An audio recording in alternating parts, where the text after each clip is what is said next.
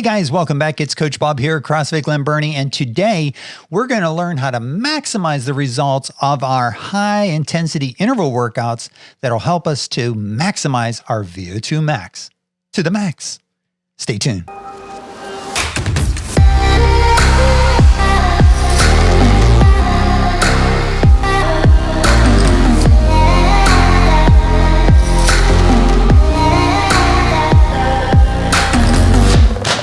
Guys, so the first thing we want to do is we want to understand, why do we care about our aerobic fitness, right? And what is this VO2 max, and why does it tell us something important about our overall aerobic capacity?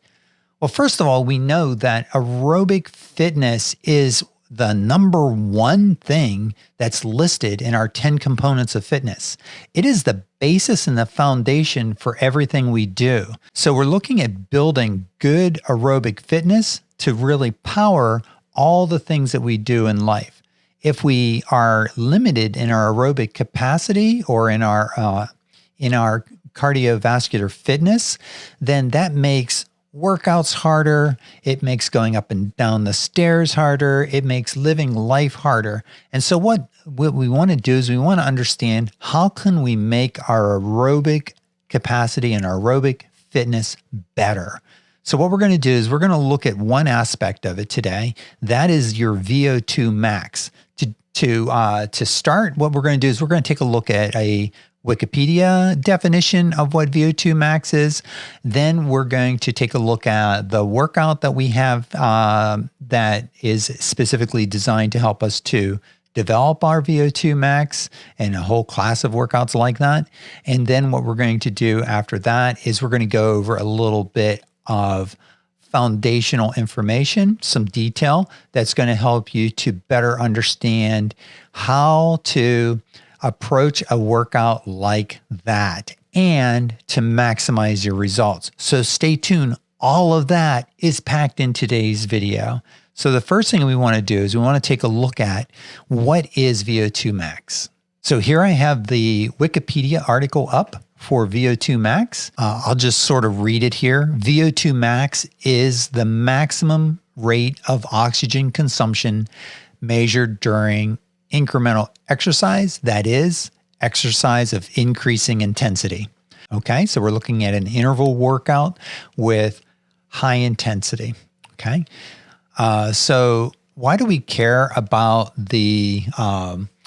about cardiovascular fitness? We touched on that already. Here's what the Wikipedia has on it, is basically the relationship of cardiovascular disease and life expectancy. And VO2 max is widely used as an indicator of cardiorespiratory fitness. 2016, the American Heart Association published a scientific statement recommending that cardiorespiratory fitness, the quantifiable as VO2 max, be regularly assessed and used as a clinical vital sign. Okay, so when you go to the doctor, they take your blood pressure, they take your temperature or whatever. They're not putting you on a treadmill to figure out what your aerobic capacity is or your cardiorespiratory fitness. However, the American Heart Association is definitely kind of putting that out there. So VO2 max is typically done in a laboratory environment, but you can also get a good sense of what your VO2 max is by performing exercises or incremental or interval style workouts at high intensity. And this is great because CrossFit is going to give you that kind of data on a fairly regular basis. Not every workout we do is high intensity interval training. That's a part of what we do.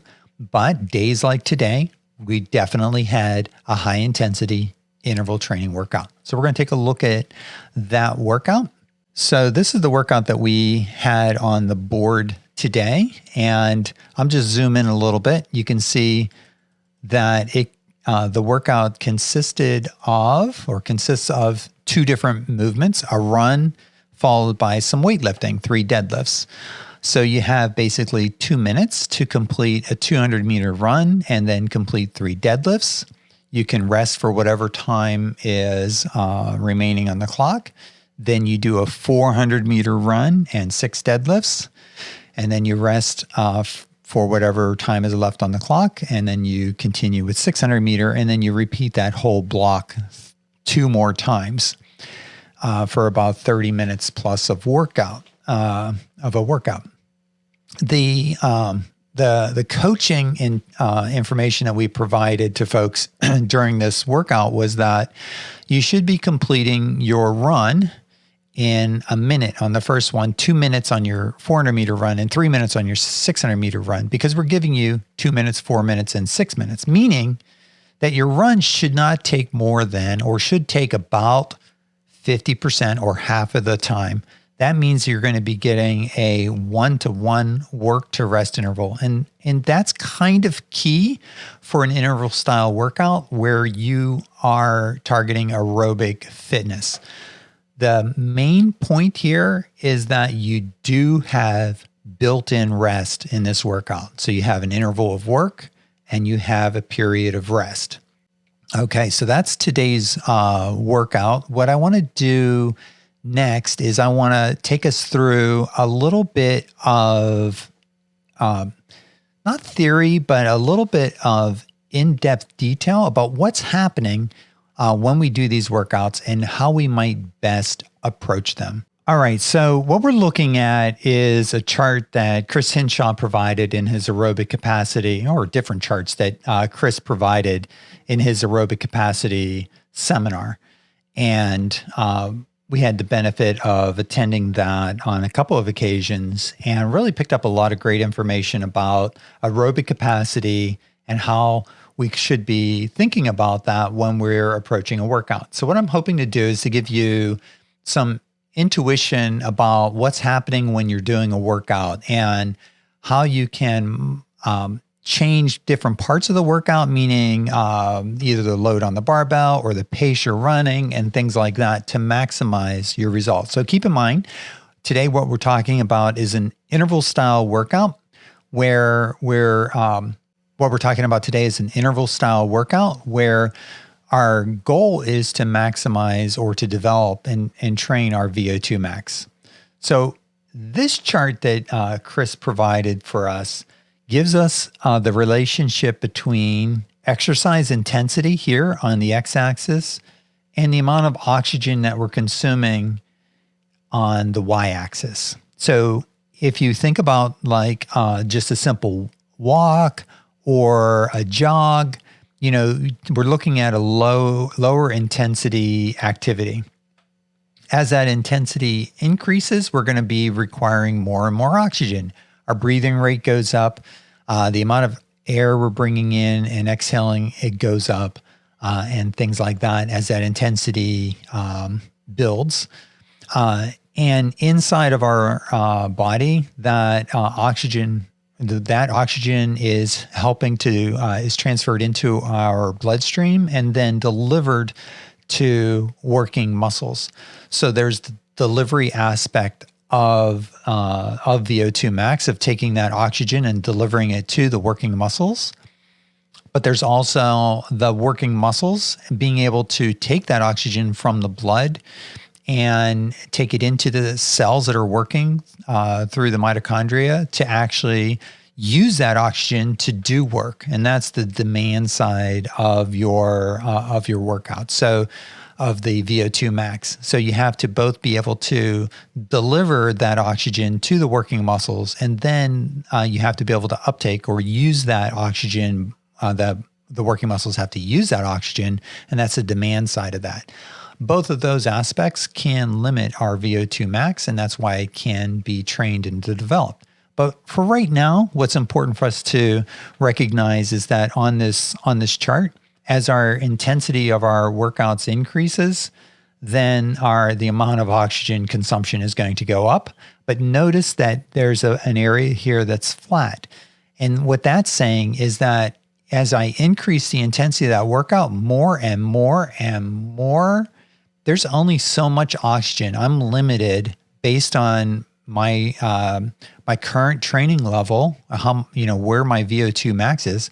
I'm limited on how much oxygen I could actually process right? And like I said, that could either be the delivery, how strong my heart is to pump that blood to the working muscles, for example, or I might be limited in just the transfer of that to the working muscles. So it's going to I shouldn't really say flatline, but it really does. It plateaus and you really reach a max. All right. So what we're going to look at next is the same chart, but we're going to look at a hypothetical workout that's, let's say, has 4 intervals on it or 4 rounds. Okay.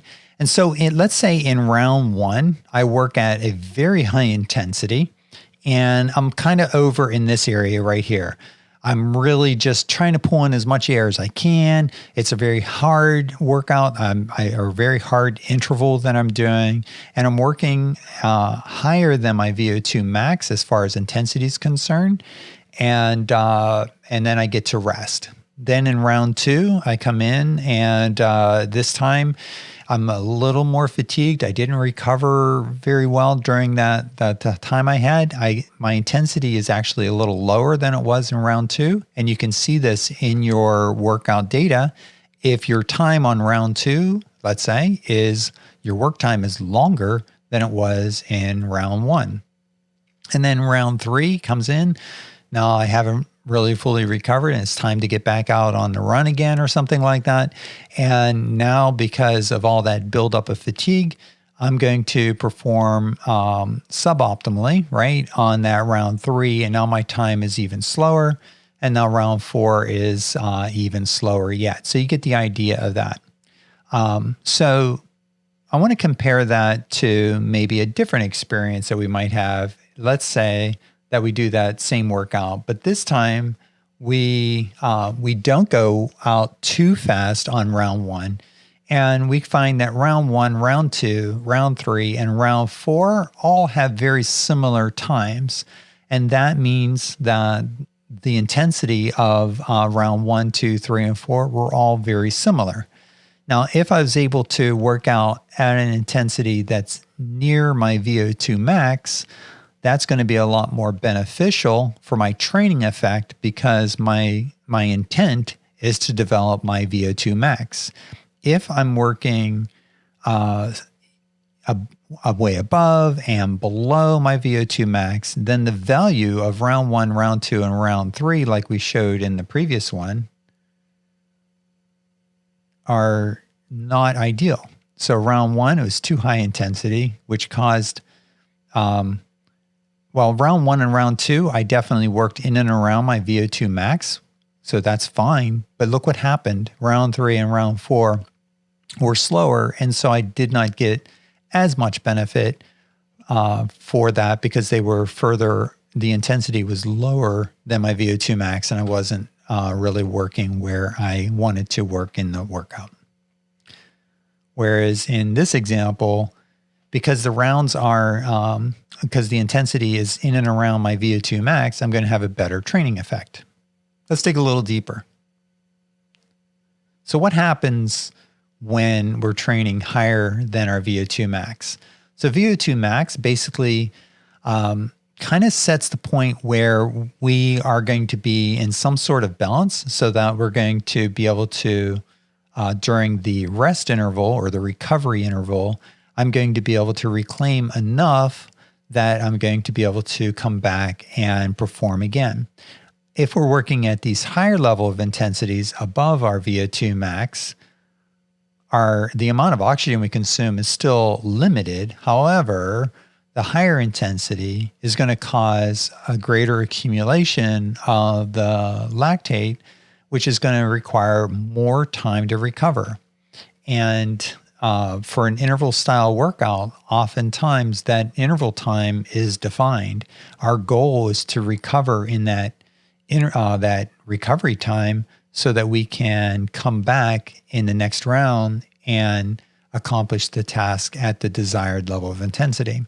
So back to our example, if I was working out in round 1 at a very high intensity, a very fast round, let's say, then I'm going to build up a lot of lactate, and I'm not going to be able to clear it fast enough so that when I come into round 2, I'm going to be pushed slower and slower and slower, which means lower intensity. So we're not working at maximum intensity anymore. And that's what's happening here. So that's why it's important for us to be working in and around this level. And the best way for us to know that you're working there is that, number one, we're putting in our best effort, and we're seeing times that are consistent. So if you're seeing relatively consistent times across your rounds, and that means that you're recovering sufficiently during the rest interval, and because you're working at your highest intensity that you can also recover, you're also going to maximize your oxygen uptake and also maximize your results. So what I'd like to take a look at here is just the relationship between the workout intensity and our lactate threshold and our VO2 max. So as our intensity increases, we're building up a substantial amount of lactate. And so that's why you need to have a rest interval or a defined rest in a workout that's targeting these high intensity. If we did not have the defined rest in there, then that's really just going to be a lactate threshold workout where we're going to be working at this lower intensity and developing the ability to clear lactate from the bloodstream. So that would be two different styles of workout: one with built-in rest with intervals, and one that it really doesn't have the built-in rests, and that we're working at around the threshold for a consistent, sustainable pace. So I drew this picture of what's happening when we are doing a lot of the CrossFit style workouts. And this kind of goes back to a lot of the fundamentals of the energy systems that we use when we do workouts. The first one is this little tiny lithium battery. Well, obviously we don't have a lithium battery, but if you think of like the power in your cell phone or a small battery that can quickly get discharged, that represents kind of like that phosphocreatine. It's good for about 10 seconds of work, and then that battery is dead. It's kind of like an old iPhone that doesn't charge anymore, right? It charges quickly, but then it also discharges very quickly. So as you do work, it drains the battery. And as you perform aerobic exercise, it recharges this back up again. As I'm just recovering that recovery interval, as I'm just recharging and restoring, my energy systems, that rest interval, this battery starts to get charged up again. The big bucket, though, where a lot of this energy kind of comes from or specifically workouts that are working out at a high intensity that are building up lactate. These are glycolytic style or anaerobic workouts. So this big bucket represents a certain amount of blood lactate that's building up. So it's basically that fatigue factor in the workouts. And as you do more and more higher and higher intensity work, this bucket starts to get filled up pretty quickly. But your ability to clear that blood lactate is a small hole in the bottom that is basically going to clear out that blood lactate. Now, as you're doing your exercise, that lactate is always getting cleared. And during your recovery cycle, if you are maybe walking around, kind of using those big muscles to kind of clear that blood lactate, you'll help promote the clearing of that blood lactate versus just laying down on the floor and just trying to catch your breath. You're not using those working muscles so much. So the idea here is that you are, the recovery aspect of this is really defined as another important part of your aerobic capacity. And that's why when I look at the Wikipedia and the ADA definition of, the importance of VO2 max, VO2 max is just one part of the equation. And it certainly helps us to define, how much oxygen we can process. It's an important part of aerobic fitness. But also, we must think about like the ability to clear this blood lactate as well, and that's our threshold training. So we need a combination of workouts that are both high intensity interval training and workouts that are threshold workouts, where we're going to spend a majority of our time in these threshold workouts. And then we'll also spend some time in aerobic as an aerobic workout, and some time also in our weightlifting workouts as well. And thank you guys so much for joining me today. And don't forget to like this video. It helps the YouTube algorithms, and to subscribe so that you're notified on future videos and don't miss out on a single episode. Thank you guys. Take care and have a great day. Peace.